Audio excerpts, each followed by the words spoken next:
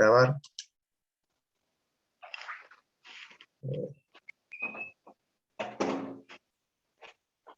Bueno, bienvenidos al primer encuentro del mes de agosto. Así se está uniendo, así está Maya, Pablo también. Muy bien. ¿Cómo les ha ido? ¿Cómo les ha ido en la práctica?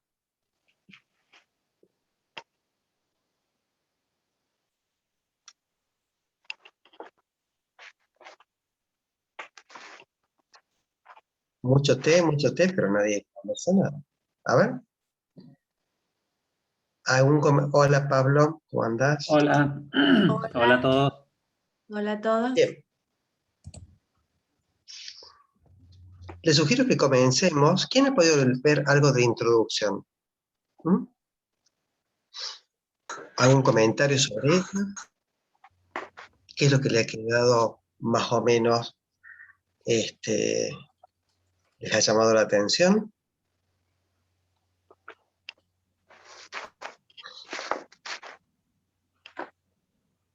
¿Alguien que desea intervenir?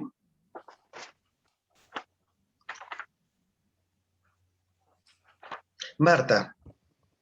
Gracias, Ale. Y ahora y después. Bien. Marta. Perdón.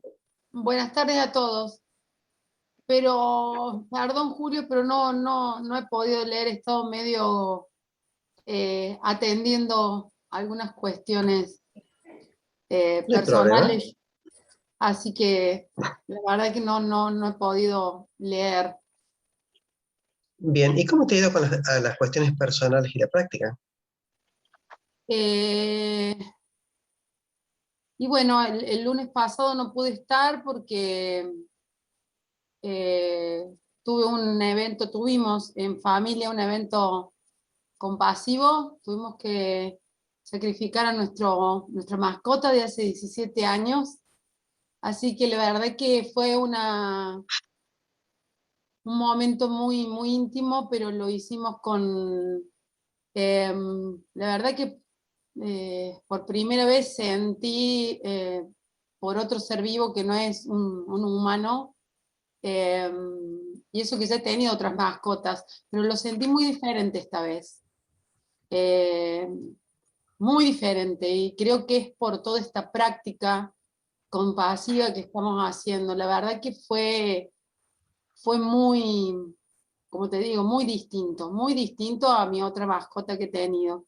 Poder vivirlo en familia, bueno, mis hijos son grandes y poder haber estado con él hasta último momento. Tuvimos que tomar la decisión nosotros porque estaba sufriendo en silencio muchísimo. Fue difícil la decisión, pero eso es lo que yo digo de lo compasivo, ¿no? Eh, Haber tomado nosotros la decisión entre todos, entre los cuatro, fue un acto de compasión muy grande, porque el animal no se queja, porque el animal no se queja, pero sufre igual. Entonces, evitarle más, hablado, ¿cierto?, con el profesional. Así que la verdad que lo viví y lo vivimos en familia muy diferente a otra. Está bien que ya era muchos años. Mis hijos nacieron prácticamente con él, así que un perro fue. Eh, Así que bueno, esa fue la práctica, la mayor práctica que tuve la semana pasada. Y otra, comenzar la presencialidad en la escuela. Ay, esa sí que fue práctica de bajar expectativas, de, de esto de trabajar, lo que vos comentabas hace un tiempo, que a veces te pasas de la alegría a la euforia y tenés que como que bajar. Bueno, me pasó lo mismo, o sea, el viernes me daba cuenta que estaba tan contenta de volver a la presencialidad y poder ver los chicos, conocer a algunos que no conocía porque se han sumado ahora horas, digamos, virtuales, Entonces, ellos que me reconozcan a mí y yo no a ellos, porque ellos están con barbijo, pero en la virtualidad me veían sin barbijo y bueno, eso me dio, tuve que manejar esa euforia también haciendo una práctica importante. Así que... Bien, vamos a incidir en eso, Marta. Vamos a tomar estos dos ejemplos que trajo Marta. Primero que nada, Marta, es muy posible que cuando vos como has participado en la eutanasia del animal, un animal durante 17 años, allí en la casa, fíjate vos que si ha quedado una emoción o ha quedado un residuo de ese evento, quisiera preguntarte si cuando lo estabas haciendo, en el momento que lo estabas haciendo, el estar allí era aflictivo o era solamente atender lo que había que atender. Abrí micrófono. Era atender lo que había que atender. Estar en ese momento con él, en esos últimos instantes, fue muy, muy no sé si es reparador, no es la palabra reparador, pero fue muy importante estar atendiendo eso. Estar ahí y no en Bien, otro lado. Y no preocupar, bien, como vos decís, no aflictivo de sufrimiento, de dolor. bien. Entonces eso, Marta, no cierres el micrófono, pero dame un segundito, no hables. Esto en particular, Marta, es la diferencia entre empatía y compasión para los nuevos. Eso está en el apunte, esas diferencias.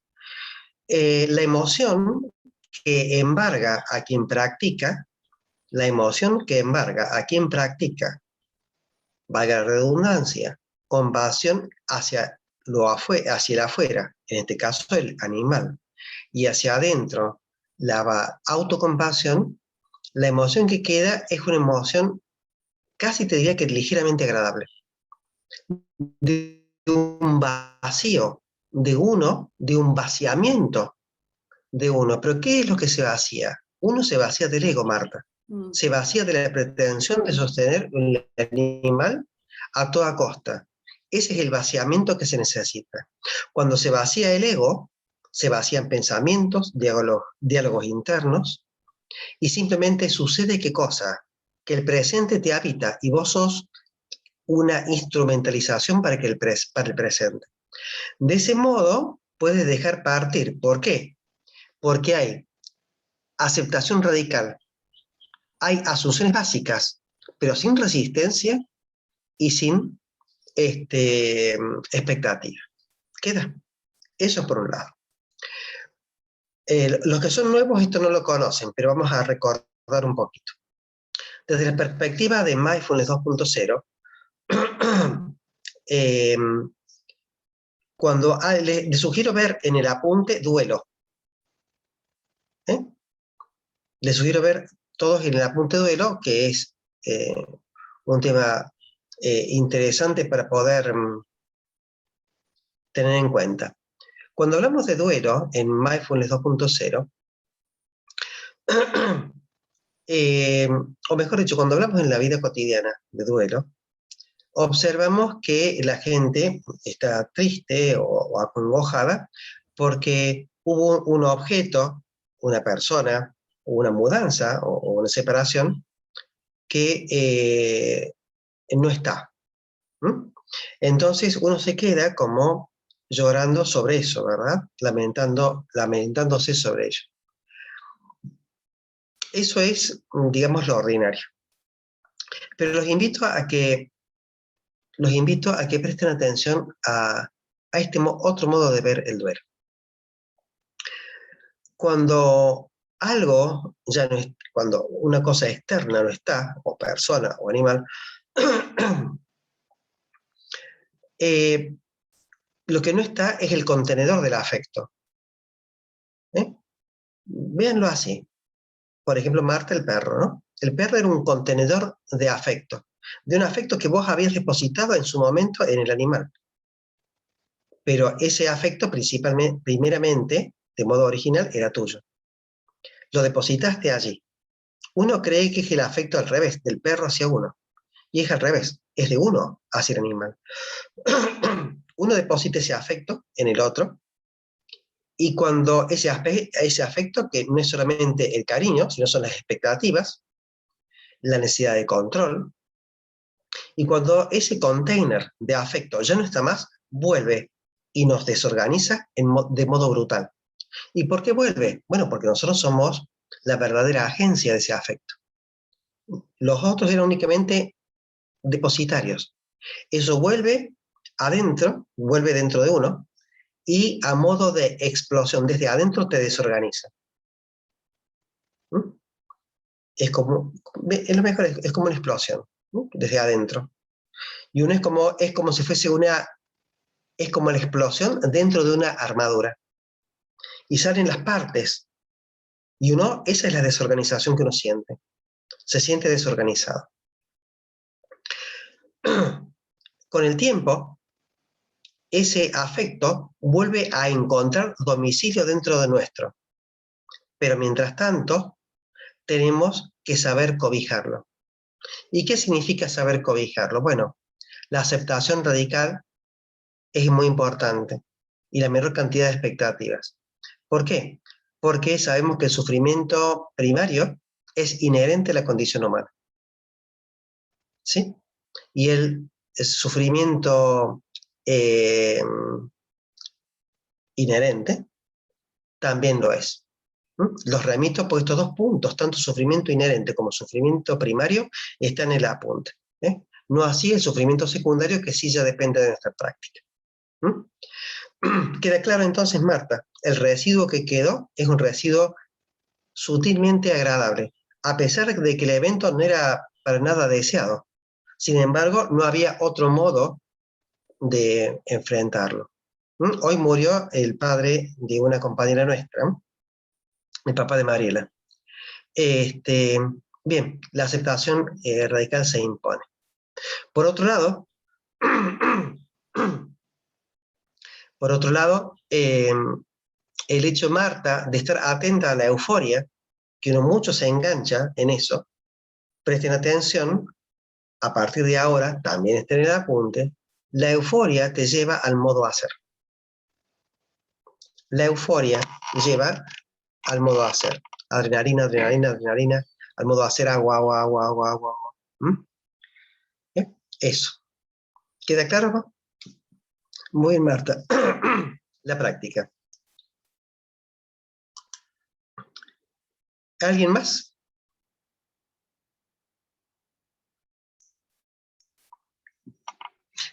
Juan Carlos. Bueno, de la lectura de la primera parte del apunte, me pareció especialmente interesante el capítulo donde habla de las funciones de la mente,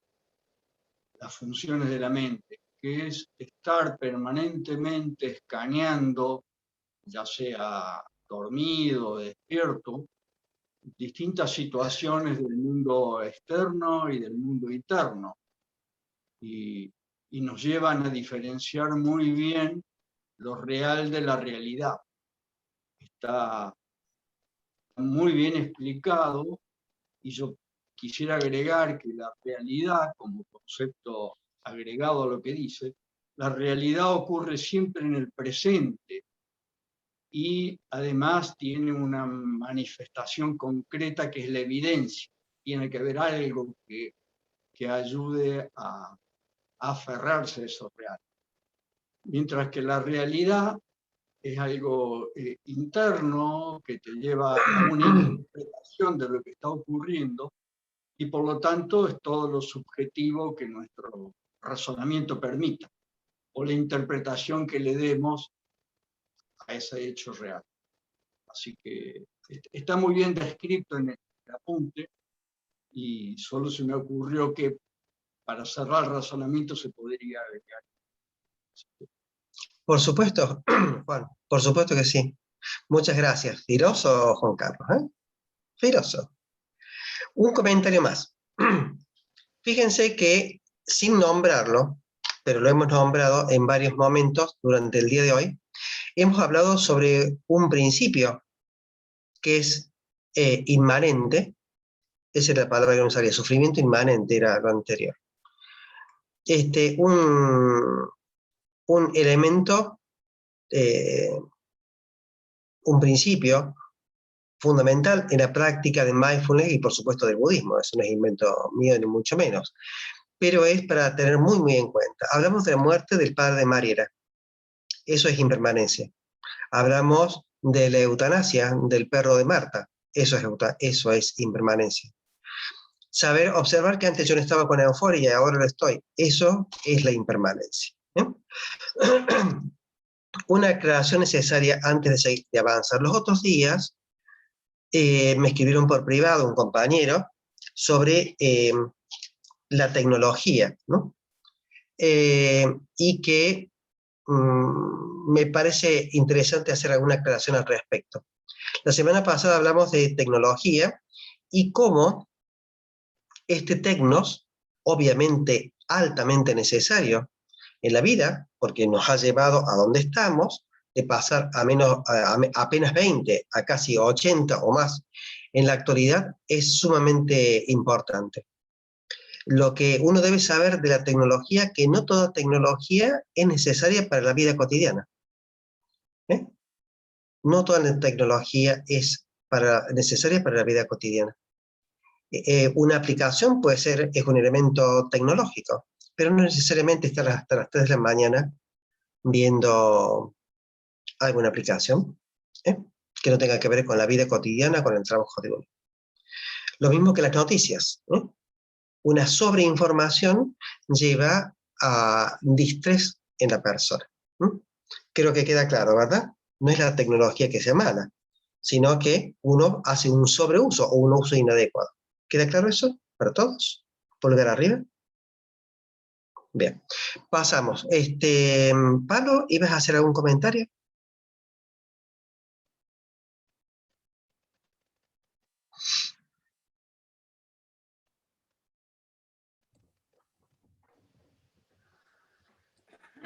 El comentario que, en cuanto al apunte, me quedó como que hace rato que me viene dando vuelta mucho esto de lo fuerte que es cómo estamos preparados para la supervivencia, ¿sí? Con un mecanismo de 200.000 años, ¿sí? Prácticamente todo lo que es cognición o el desarrollo mayor es muy reciente. Y lo que es esto de ser consciente y asumir la responsabilidad por eso. Así que bueno, ese es un punto en el cual también estoy en lo personal trabajando bastante, ¿sí? Por ahí me ha llegado mucho, ¿no? Ese tema en particular. En cuanto a lo que es en general el apunte, es lo que se viene hablando desde que bueno, yo empecé con vos, Julia, en cuanto a lo que es atención, foco atencional, y por ahí sí me llamaba la atención esto de poner como que la conciencia, o no, perdón, la mente es parte, como una parte interna, endopitelial, ¿no? De lo que es el foco atencional. Eso me quedó como para preguntar acá y bueno, como duda, ¿sí? En cuanto a líneas generales, me parece muy bueno el apunte. Bien, mira Pablo, este es un modelo heurístico. Y es un modelo pedagógico que yo creo, porque nadie vio la mente dando vueltas por ningún lado. Y cuando yo he hecho autopsias, cada vez que abro un cerebro del muerto, nunca encontré ahí dando vuelta la mente. Y nada. Entonces, simplemente son modelos explicativos. Algo así, salvando las distancias, por supuesto, cuando Platón hace hablar a Sócrates en el banquete y habla del alma, de lo alto, de lo bueno, de lo permanente, del cuerpo, de lo bajo, de lo corrupto. Eran solamente recursos pedagógicos. Claro. Son solamente recursos pedagógicos. A partir de ahí uno puede generar todo, qué sé yo, la religión del foco atencional, qué sé yo. Eso ya no va a depender, no va a depender de mí. ¿Mm? Claro. Es simplemente un modelo explicativo. Cuando aparezca otro mejor, todo bien. Pero mientras tanto, nos ayuda, me ha ayudado, por eso también es un modelo heurístico, me ayuda y le ha ayudado a los pacientes a poder entender cómo funciona esto. ¿Eh? Simplemente eso. Eso no está descrito en ningún lado, es un puro invento mío. Es más, les vivo diciendo, y están todos testigos, no crean todo lo que les digo. No. No. Tienen que crear su propio sistema. Eso nos decía, ¿sabes quién? Fabián Olas, en Citco. Ajá. No crean todo lo que perdón, me lo decía un profe. A Fabián hablaba del modelo heurístico de cada uno, eso es cierto, por eso lo cito en el apunte al Fabi. Pero el viejo Prámparo, me acuerdo en la revista de salas de medicina interna, de clínica médica, veníamos repasando, qué sé yo, viendo pacientes uno tras otro, tras otro, tras otro. Entonces siempre había algún residente que hablaba así, porque he leído que el selenio, ¿what? El selenio en microdosis genera no sé qué cosa. Y el viejo nos llamaba a todos y nos decía, sí, porque suponte vos, este residente lo había leído en el New England Journal of Medicine o en la revista Lancet, son revistas de renombre importantísimo en medicina, y el viejo nos decía, no crean en todo lo que leen. No crean en todo lo que leen. Siempre, entonces, estos modelos son simplemente un modelo, nada más. Cada uno tiene que hacer su propio modelo. Y los modelos que son, no son otra cosa que mapas. Nada más que mapas. Okay. Gracias, Pablo, por tu intervención. También es cierto que hemos transitado, sí, ahí voy, Vivi. Hemos transitado la impermanencia porque la Maya cumplió años, así que bien, viva, viva, viva. Cumplió años los otros días. Otra, se la ve mayor, se la ve más mayor, licenciada. Acá dice Ale, claro, exactamente, el territorio lo traza cada uno. No va a haber mapas que respondan a las preguntas que uno tiene. Uno tiene que crear el suyo propio. Viviana, con B larga, de los Sures. Sí, buenas tardes a todos. Bueno, justo tocó el tema el compañero anterior sobre la mente y yo te había hecho algunas preguntas que también no entendía bien dónde estaba situada la mente. Bueno, vos ahora lo explicaste muy bien y ya me lo habías explicado también. Así que lo único que faltaba es que me ibas a poner una lámina. Hoy me dijiste, pero antes de eso quería comentar algo que me pasó el fin de semana con respecto a la práctica. Comente. Bien.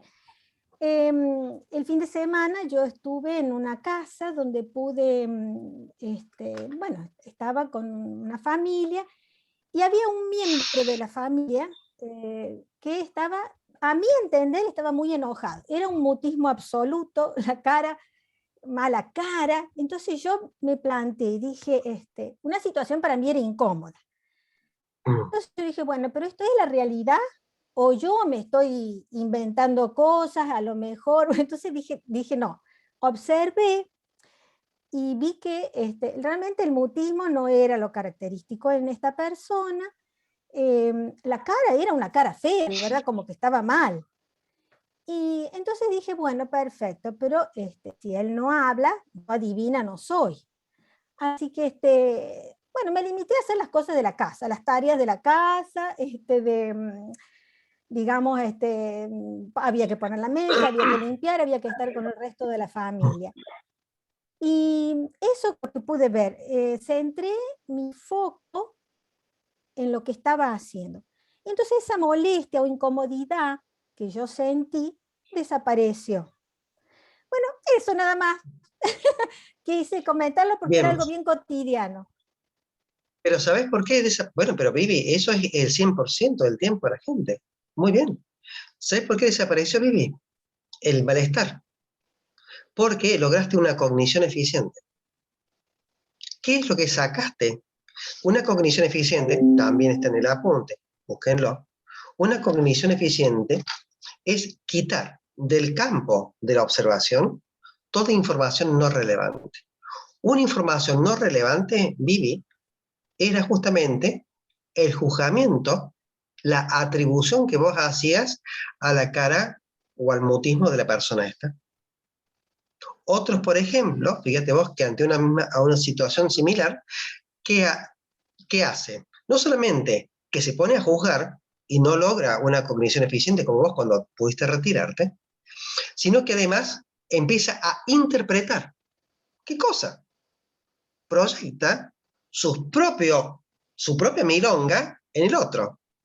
Ah, me está mirando de este modo porque seguramente no le gusta cómo está la casa. Una milonga, un tango de uno. Ah, es porque no le presté, no sé, una docena de huevos la semana pasada. Y empieza a dar atribuciones a algo que no tiene nada que ver. Entonces, ¿qué es lo que hay que hacer? Justamente eso. Soltaste, ¿qué cosa? Las expectativas. Soltaste el control, soltaste la necesidad de tener éxito y pasarla fantástico, y atendiste lo que debías atender. Y fíjense una cosa, y lo digo a todos, incluso a las personas que son más ancianas hoy, por lo menos formalmente. Justamente, si ustedes quieren controlar todo, quieren tener, a ver, les pregunto, ¿les encantaría que les dé la fórmula del control absoluto? No. Les encantaría. Bueno, algunos no, pero bueno, vamos a poner que la gran mayoría, pues se matan de risa, les encantaría tener el control.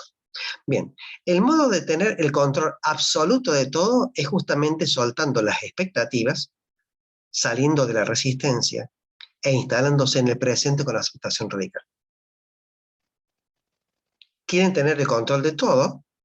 Suelten toda pretensión de control. Cuando se suelta toda pretensión de control, allí aparece lo que Thich Nhat Hanh, un erudito de la práctica budista, habla de esto como supernatural power, poderes sobrenaturales. ¿Por qué? Porque no estás preso justamente de malestar. Gente, por ejemplo, que ha acompañado de modo gozoso a la cámara de gas a sus alumnos, por más que no era judío, y los acompañó a los chiquitos a la cámara de gas, lo hizo de ese modo, lo hizo de modo gozoso, atendiendo lo que podía atender. ¿Y cómo vas a ese lugar de modo gozoso? Y no estoy hablando de ir a un sauna, estoy hablando de ir a una cámara de gas, y sabía perfectamente que iba a una cámara de gas. Cuando hay un abandono, hay un olvido del ego. Y está hablando no de un ego, yo mal no sé qué cosa va a pensar de mí. El ego como estructura infantil, estoy hablando del ego como supervivencia. Esto que le interesaba tanto a Pablo. De supervivencia. No se olviden, esto lo rescatamos de la semana anterior, que el ego también funciona con una base de supervivencia. Está puesto en la punta, dice supervivencia. No es solamente esto que queremos desandar y proteger, sino que es supervivencia. Y por default va a aparecer él. Bien, Vivi, ahora si me dan un segundito, busco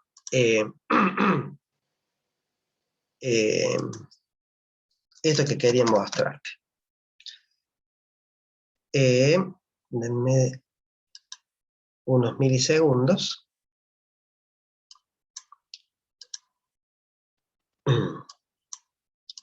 Avísame, Vivi, cuando aparezca la imagen en pantalla de una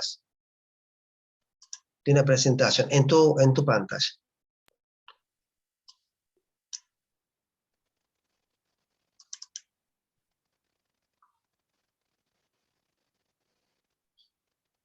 A ver si lo hago bien.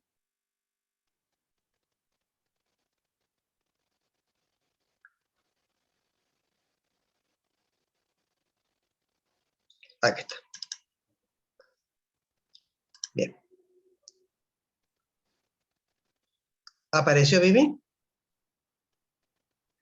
No, Leo, todavía no. Deme un segundito, por favor.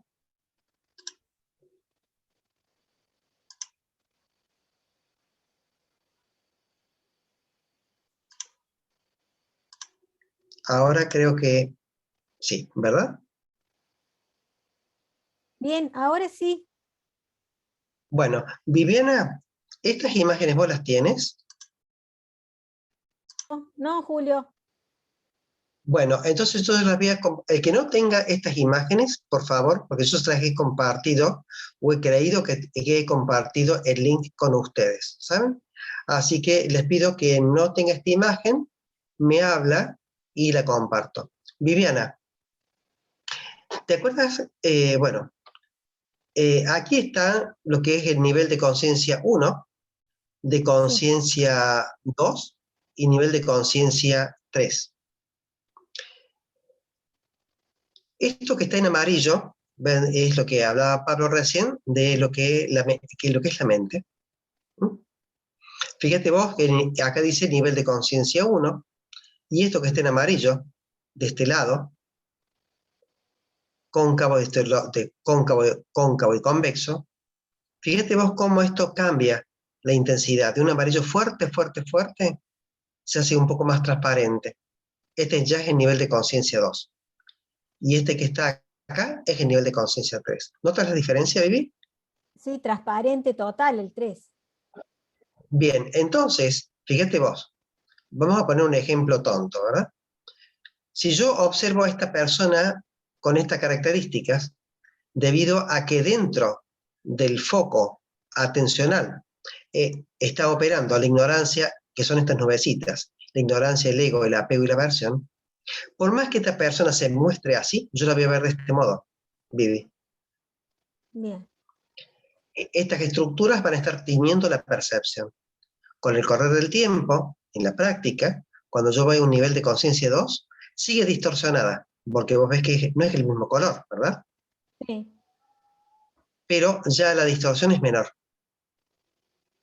Y los otros días, Viviana, con este señor, así estabas. El señor seguía con su rostro enjuto, cara de culo, diríamos, por estos lares.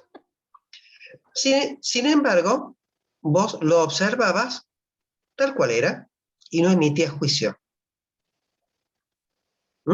Cuando vos habitas ese espacio, ese se llama espacio no dual, eso corresponde al nivel de conciencia 3.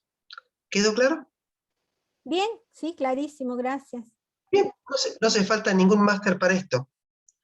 Y todos ustedes ya lo han, a esto, lo han, denme un segundito, dejar de compartir, ya lo han transitado infinidad de veces en sus vidas. Lo que estamos enseñando ahora es una especie de protocolo Vivi para llegar ahí. Esas imágenes Vivi, te sugiero que las imprimas, ¿sabes? Esas 3 imágenes de color. Después que terminemos, pásame, vos tienes Gmail, ¿verdad? Bien, pásame por Gmail, por WhatsApp tu Gmail, y yo te las envío, por favor, la presentación. Bien, bien, gracias. Bueno, entonces, ¿quién sigue por aquí? ¿Alguien que desea hacer un comentario? Adri.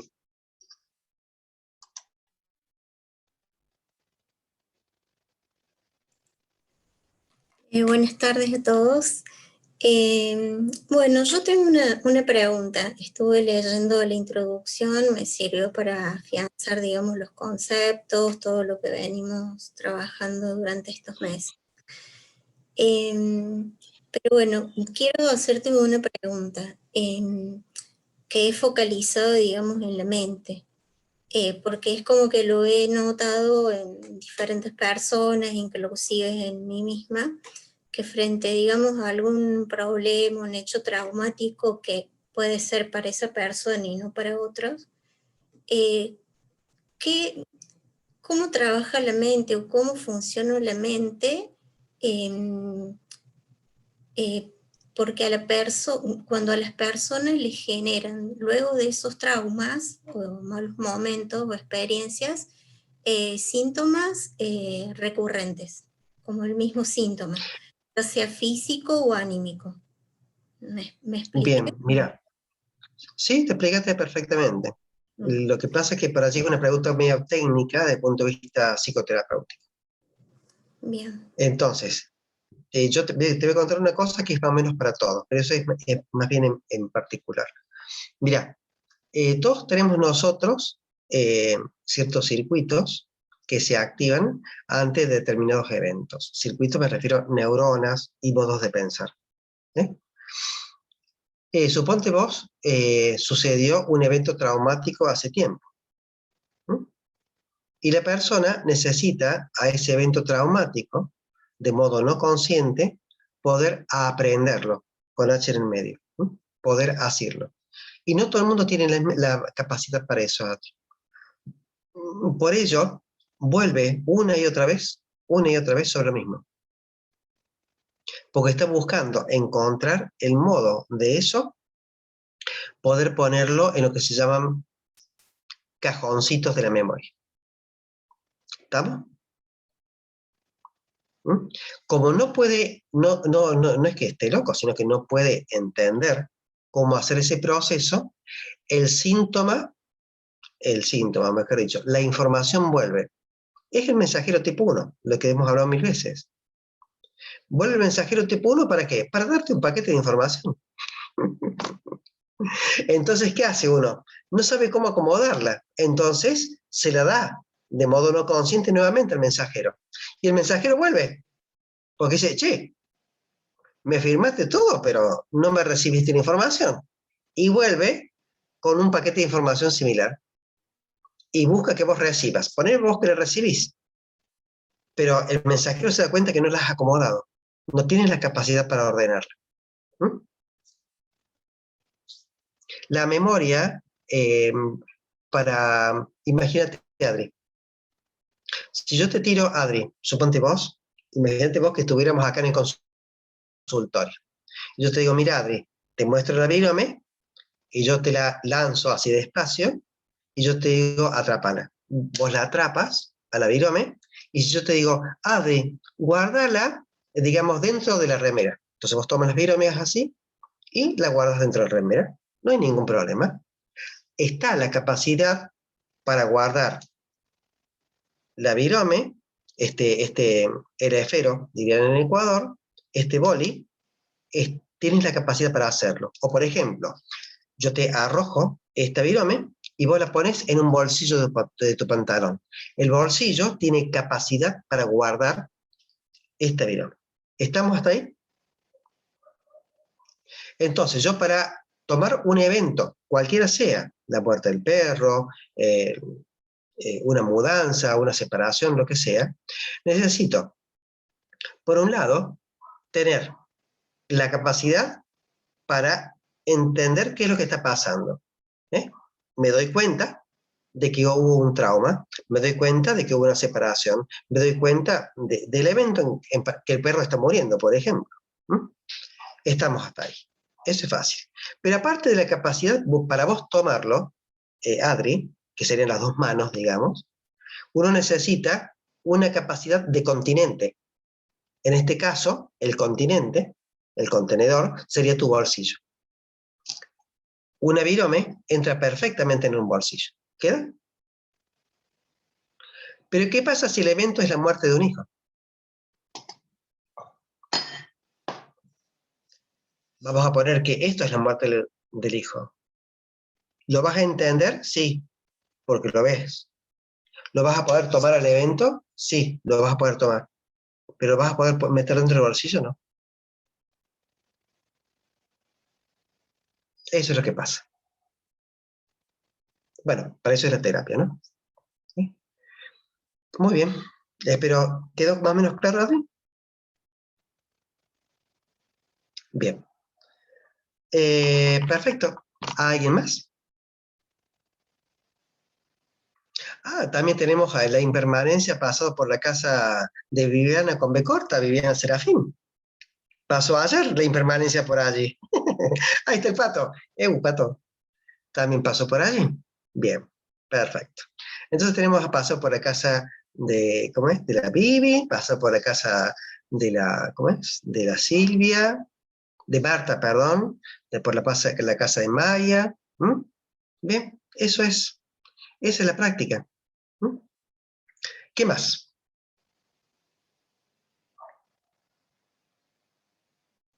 Vivi, con B corta. Quiero comentar algo rápido. Una experiencia de hoy hace un ratito antes de venir.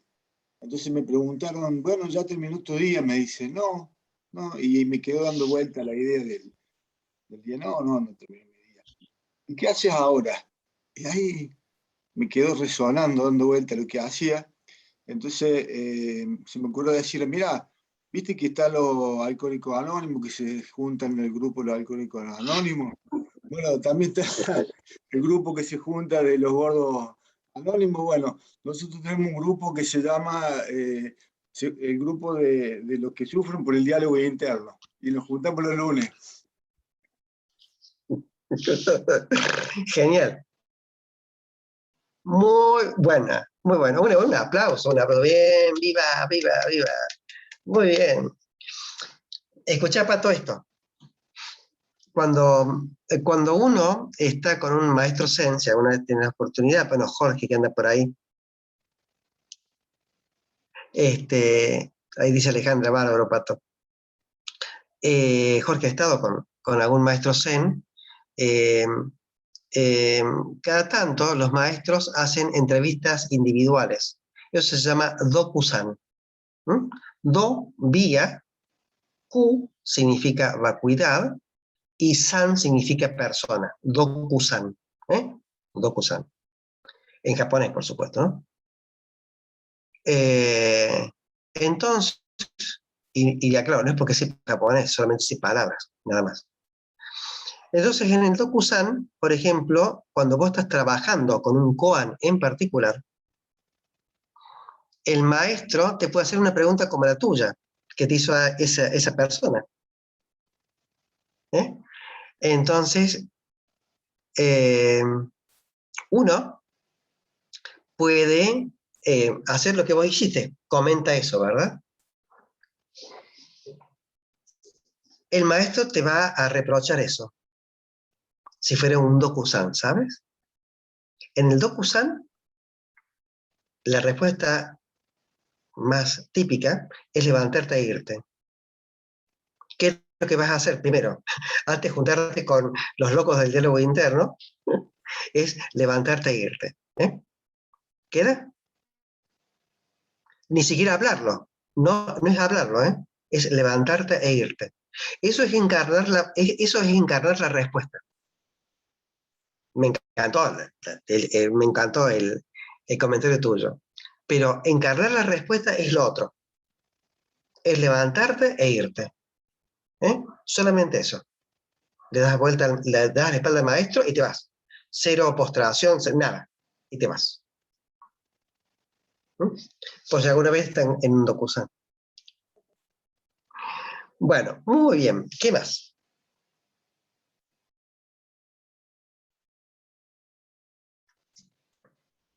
Aprovechemos que nos quedan 10 minutitos. Bueno, empiezan las preguntas dirigidas, ¿no? Grace, ¿cómo le ha ido? Hola a todos, ¿qué tal, Julio? Bueno, yo leí de nuevo la introducción, porque es como que después de otra lectura se vuelven a encontrar aclaraciones, sobre todo despejar, y estoy como en una etapa como de una práctica distinta a la que venía haciendo, porque estaba muy aferrada a la práctica formal, y con los nuevos conceptos mejor asimilados, se me aparece la necesidad de en cada ocasión, por ahí, hacer la monitorización abierta, ¿no? Eso de no juzgar, o cuando es el mensajero tipo 1, cómo es eso del mensajero tipo 2, cómo en cada caso, en cada momento del día, aparecen situaciones. Incluso me ha parecido también la necesidad de hablar con vos, ¿no? De decir, bueno, tengo que pedirle un encuentro, porque es un paso de la práctica al día a día, a cada sentimiento, a cada cosa.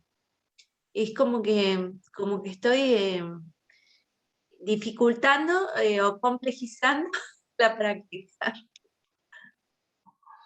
¿Y cómo crees que la complejizas? ¿A partir de qué? Porque a mí me parecía que haciendo la práctica formal, Ah, yo tenía dedicado a la práctica 10 minutos al mediodía, 10 minutos a la tarde, lograba serenidad, las consecuencias de la práctica son buenísimas para esto de la cognición eficiente, pero justamente cuando uno va teniendo cognición eficiente, ve en los momentos que no está haciendo la práctica formal, cómo aparecen, ¿no? E incluso, yo les contaba hace un tiempito, cuando distinguíamos el modo hacer del modo ser, cuando uno dice cosas y parece que visualizar el tren de letras, que digo, pero si lo que estoy diciendo es mentira, o sea, no es más que algo que estaba puesto y yo no me daba cuenta. Entonces, ahí en esas ocasiones aparecen los recordatorios, recuerdo las cosas que hablamos en los talleres, vuelvo sobre mis pasos cuando dije una cosa así como esa y me doy cuenta. Entonces, en realidad digo, no me importa esto. Antes pensaba como justificando quizás una actitud que debía ser como se dice que se debe hacer, y resulta que me doy cuenta que a mí no me importa cómo dice, cómo se tiene que hacer. Pero claro, la complejización radica justamente en eso, en que uno se va como tropezando todo el tiempo durante un día. no es que te vas tropezando, sino que te das cuenta de que tienes una oportunidad de práctica en cada instante. Sí. Eso es. Eso. Sí. Que cada pensamiento, cada diálogo interno es una oportunidad de práctica. Nada más que eso, Grace. Que aparezca el diálogo interno, que aparezca la expectativa, no es asunto tuyo. Recuérdoles a todos, y eso está también en el protolibro, de que los cambios neurocognitivos, la neuroplasticidad, sucede no a partir de la práctica formal, sino a partir de la práctica informal. Muy bien. Parte del grupo Graciela, junto con Maya y la Ceci Ortiz, el grupo de las Tres Marías. ¿Cómo se llaman ustedes al final? ¿No le han puesto nombre? ¿Maya? ¿Le pusieron nombre? No. Todavía no. Aún no, estamos pensando. Algo original. Algo original, bien, perfecto. Muy bien, fantástico. Seguimos entonces. Maya, ya que estás ahí con el micrófono, ¿cómo le ha ido?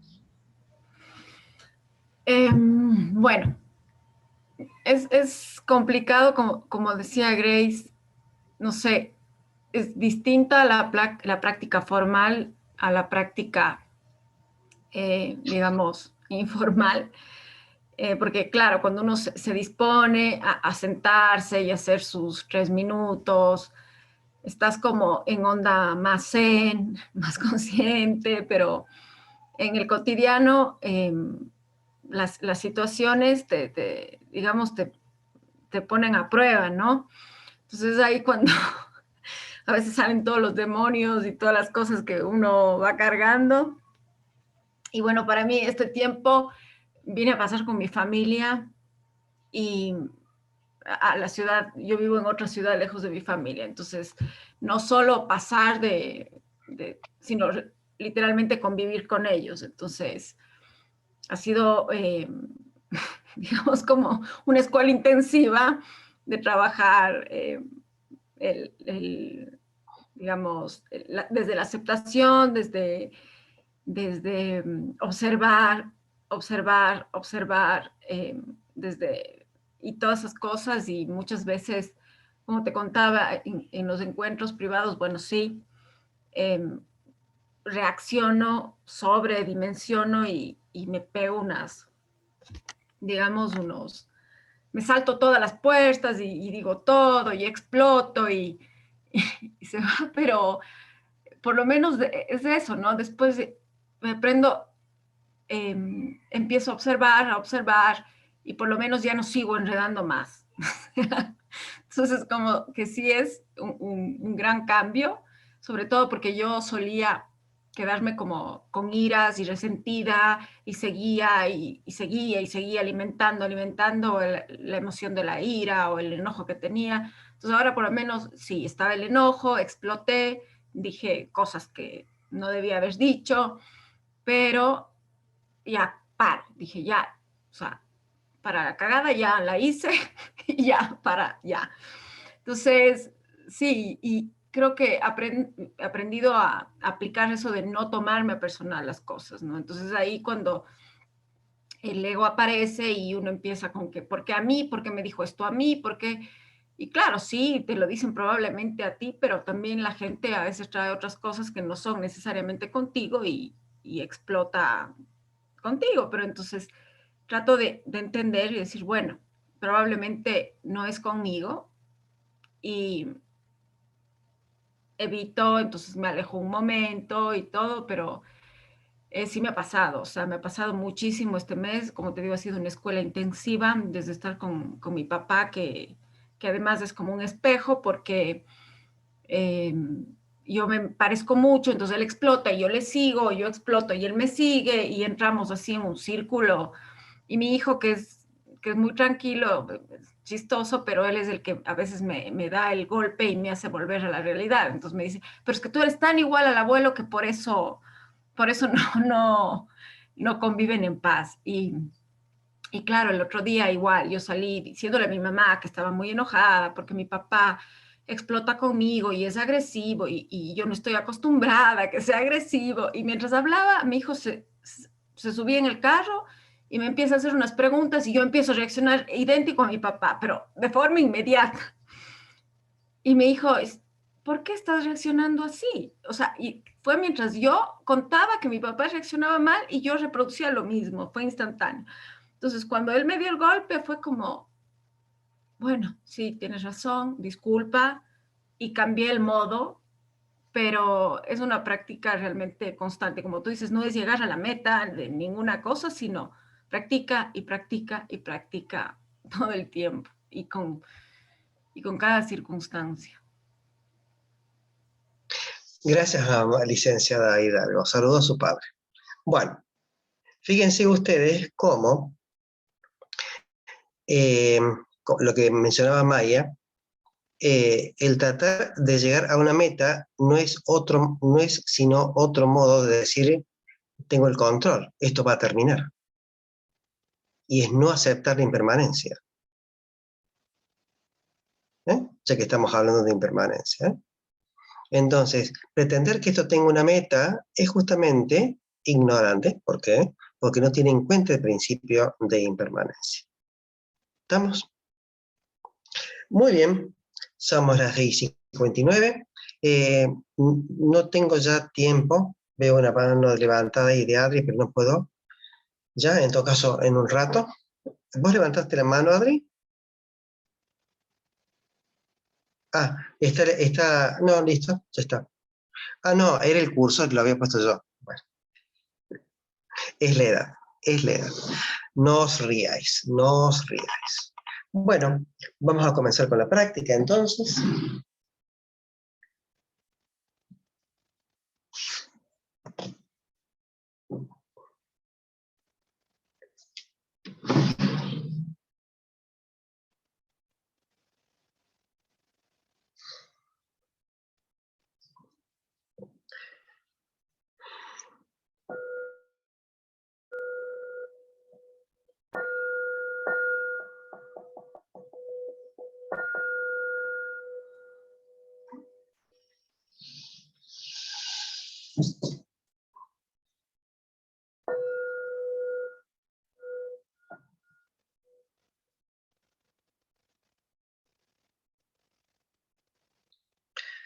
Párpados cerrados. Ya sabemos, podemos dejar entrar un poquito de luz entre las pestañas, muy recomendable si no tienen experiencia en esto.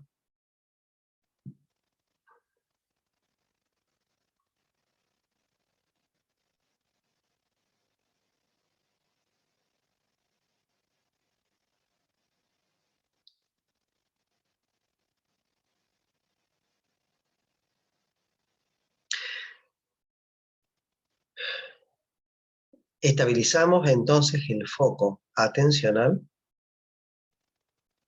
en un punto de anclaje.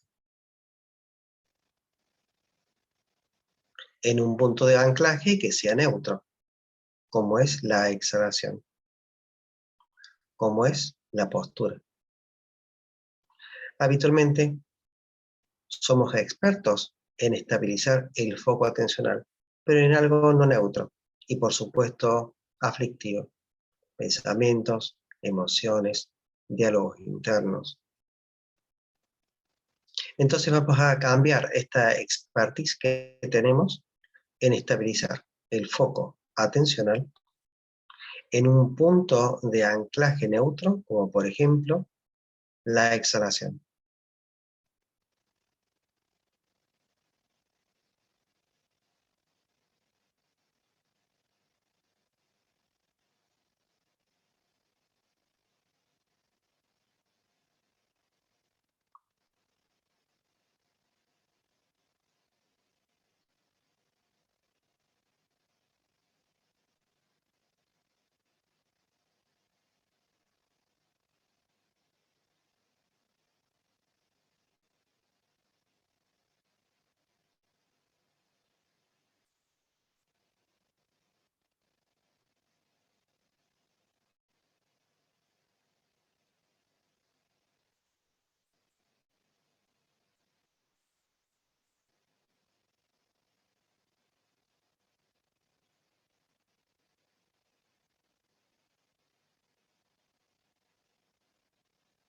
Inhalamos y exhalamos, observando la mecánica respiratoria sin intervenir.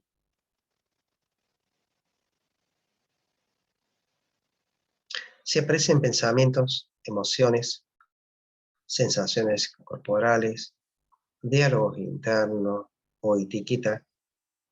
El modo de soltarlos es llevar el foco atencional hacia la exhalación. No es de modo imaginario con la mano. Es simplemente estabilizar el foco atencional.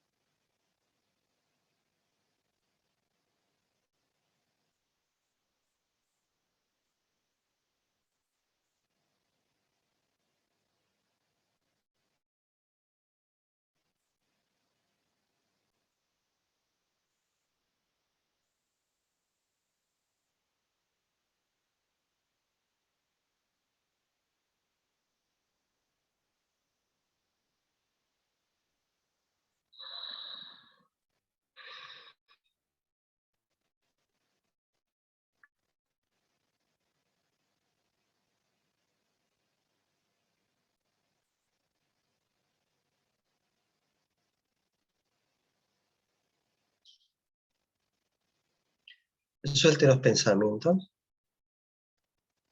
suelten el diálogo, vuelvan a focalizarse en la exhalación.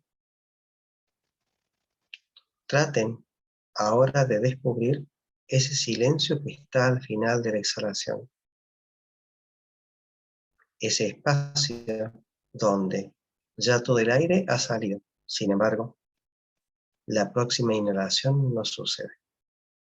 Ese espacio se llama silencio de final de exhalación.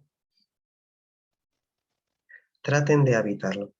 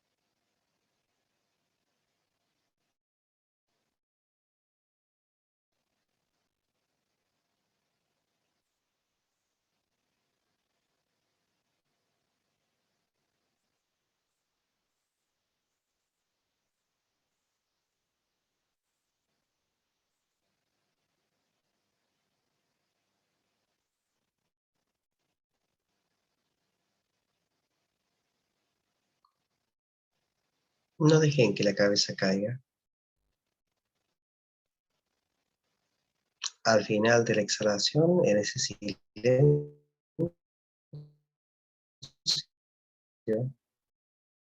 que dice habitan, y acompañando a ella, acontece una pequeña sonrisa, pero imperceptible.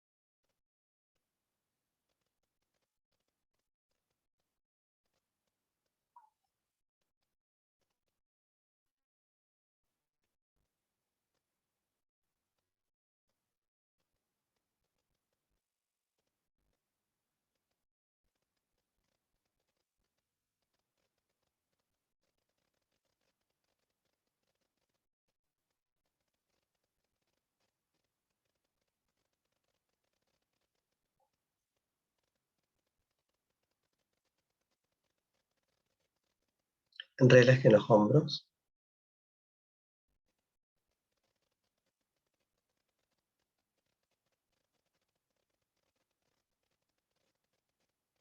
No dejen que la cabeza caiga.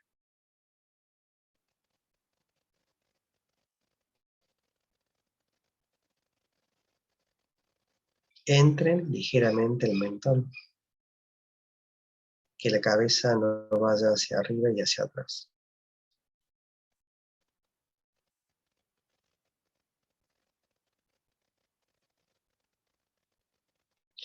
Lleven el foco atencional también hacia ese vacío que se abre frente a nuestro al cerrar los párpados y ese poquito de luz que entra entre las pestañas. Más allá de algunos momentos, presten atención a la casi ausencia de pensamientos.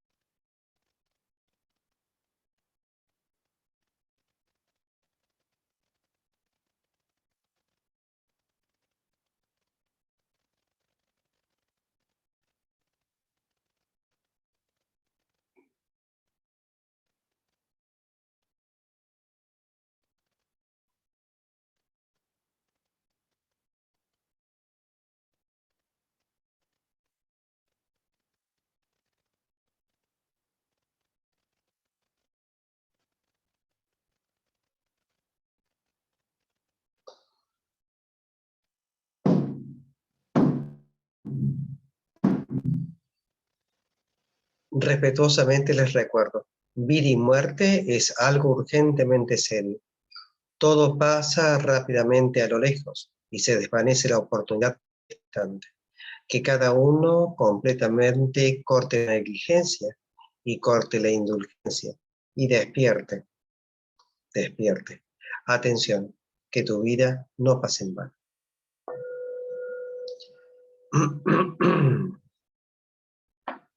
Muy bien.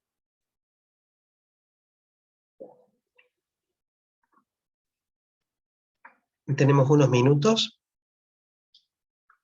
Si alguien quiere hacer algún comentario respecto a la práctica.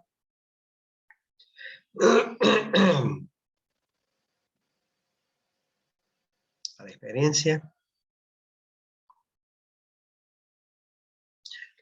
López, ¿cómo te va cuando vos que estás nueva? Ya, ahí vamos, Pablo. ¿Cómo te está yendo con esto de meditar?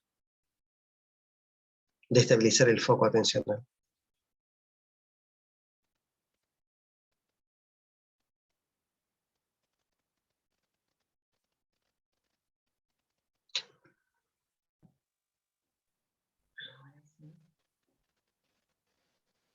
Hola, Allí. ¿me escuchas? Allí, sí, sí. ¿Qué tal? Perfecto. Me ayudó un poco esta meditación de ahora, me decís, o el foco atencional en general. Esto que has hecho. Ahora, bueno, me sirvió mucho que dijeras esto de evitar la respiración al final. Es como que ahí pude conectarme con la nada, digamos. Pero bueno, tu voz me sirve mucho. Cuando vos hablas, es como que se me van los pensamientos y focalizo. Pero todavía me cuesta, menos que antes, pero me cuesta Bueno, mantenerlo. sí. Donde vos llevas el foco atencional no es a la respiración, es a la exhalación, que es una Sí. parte de la respiración. Sí, bueno, cuando Hay que- exhalaba, ahí habitar esa parte de la exhalación es lo que más me ayudaba a estar sin pensamientos y habitando esa parte. Bien. Eso me ayudó. Cuando vos habitas esa parte, Ceci, y voy a compartir pantalla, cuando vos habitas eso, Ceci, a donde estás, no es en el nivel 1, sino en el nivel 2. Eso que vos estás habitando se llama habitar la vacuidad o vacío. ¿Vacío de qué? Si en mi casa todavía hay muebles. Vacío de pensamientos, A esos pensamientos se le denomina también formaciones mentales. ¿Mm? Eso es lo que sucede cuando vos habitas ese espacio, y eso corresponde al nivel de conciencia 2, López. ¿Queda? Eso se llama, has llegado perfectamente a ese lugar, Ceci. Y eso, Ceci, para vos está disponible, como para todos, está disponible 24/7. 24/7, solamente tienes que aprender a ir así. Con el tiempo, Ceci, es importante que que sueltes esto de la voz mía, si no vas a quedar atrapada en eso. Como después te voy a enseñar también, vamos a recorrer, uno también debe salir de la cárcel de la exhalación y salir de la cárcel de las palabras de quien organiza o manda o da la práctica, ¿sabes? Si no, aparece lo que se llama neurosis de los practicantes. Yo no puedo meditar si no es con el zafu hecho de piel de mono traído del tigre. Yo no puedo si no es con el saumerio, y ahí cagamos. Perfecto. Gracias, López. ¿Pablo? ¿Vos querés o no? Sí, sí, sí.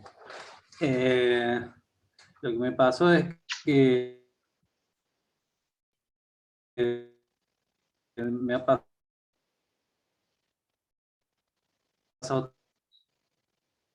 otras veces que con el cansancio a la exhalación, y me pasó eso durante todo el ejercicio, o sea, pero me relajé, o sea, en esto de que ahí decía hace un rato, en esto de no perseguir ningún objetivo y el foco de atención, ¿sí?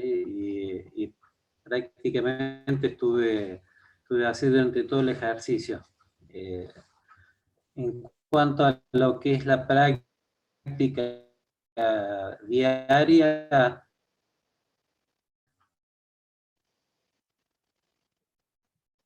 Pablo, se te escucha muy mal, muy entrecortado. Vamos a pasar con otro. A ver, otro de los chicos. ¿Algún otro que quiera hacer un comentario? Sí, se entrecorta, Pablo. Gracias, Jale. Bueno, ¿algún otro más? ¿Quiere hacer un comentario? Georgie, sí.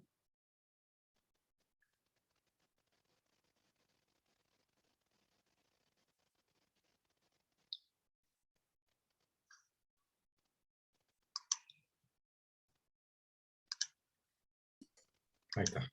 Gracias. Ahí está, Georgie. No, simplemente hacer un comentario sobre mis prácticas de los lunes, un poco en función de esto de lo que vos decís de la falacia y de apegarse a las formas. Y es que aquí en casa mi esposa trabaja hasta las 9 de la noche y yo 8:15 normalmente largo con la comida. Entonces tengo estos auriculares inalámbricos, yo apago la cámara y si bien sigo escuchando la práctica, en lo que me enfoco es en lo que estoy haciendo, que es la comida. Entonces, digo, salir esto un poquito de quedarse pegado a las formas y llevarlo a lo que hay que hacer. Entonces termina siendo, Georgie, que la práctica, puedes estar haciendo la comida, practicando la eutanasia, haciendo pis, haciendo caca o bañarte. La práctica es la vida misma. La práctica es la vida misma. Eso es tal cual, Georgie. Excelente, Georgie. Fíjense ustedes cómo, Jorge. Y esto se llama atender lo que ha encarnado Jorge, tiene muchísimos años de experiencia, salvo Ceci, que está ahí, Cócolo, es el segundo más antiguo aquí. La práctica es simplemente, es volver una y otra vez a lo que merece ser atendido. Y es eso. Así, Georgie. Gracias por el ejemplo, Jorge. Me encantó. Me encanta. Ramírez, la mujer de los auriculares blancos. Hola a todos, ¿se escucha? Sí. Bueno, la semana pasada la verdad que fue bastante complicada para mí, nada serio, simplemente la verdulería volvió a mí, amablemente, después de todo lo que me habías preguntado antes. Y bueno, y cuesta, y me acuerdo mucho de lo que dijo Jorge un día que contó que estaba queriendo practicar y no podía, y de pronto hizo clic, y de eso se trataba. No lo logré. Me acuerdo de Jorge, pero yo no lo logré. Pero sí me doy cuenta que con todo esto que venimos haciendo, son más acotados los momentos en que me pasa.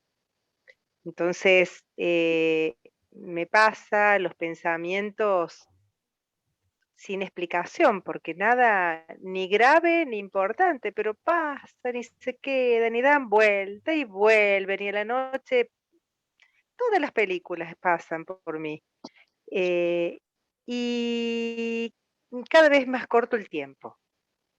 Y trato de poner el foco atencional y tratar de volver y de practicar. Y en esos momentos me resulta realmente imposible. Pero vuelvo a decirte que son más cortitos los tiempos que me pasan. Así que bueno, yendo y viniendo sin ser original, y me encantó esto de la comunidad de los lunes, porque realmente me siento súper acompañada, y cada una de las cosas que van comentando los compañeros siempre tienen algo que ver con lo que nos va pasando. Entonces es un aprendizaje constante, y cada vez que escuchamos las mismas palabras de vos se nos despiertan nuevas cosas, nuevas inquietudes y nuevos aprendizajes. Así que nada, me encantan los lunes. Y gracias, André. Claudia dice aquí, los dialoguistas de los lunes. Mira, André, la práctica es justamente, André, la práctica es observar el diálogo interno y no intervenir y no comerte el viaje. Esa es la práctica, André. Con el tiempo, el observar el diálogo interno va a hacer que pierdas sustancia, porque no le vas a estar donando soma. A los nuevos también en el apunte qué significa donar soma. ¿Queda, André? Donar soma. Bien, entonces vamos a Jessy vas a decir también. Bueno, les mando un cordial salud. Vamos a seguir con la práctica de introducción, a ver si terminamos para pasar el próximo lunes, perdón, a un nuevo capítulo.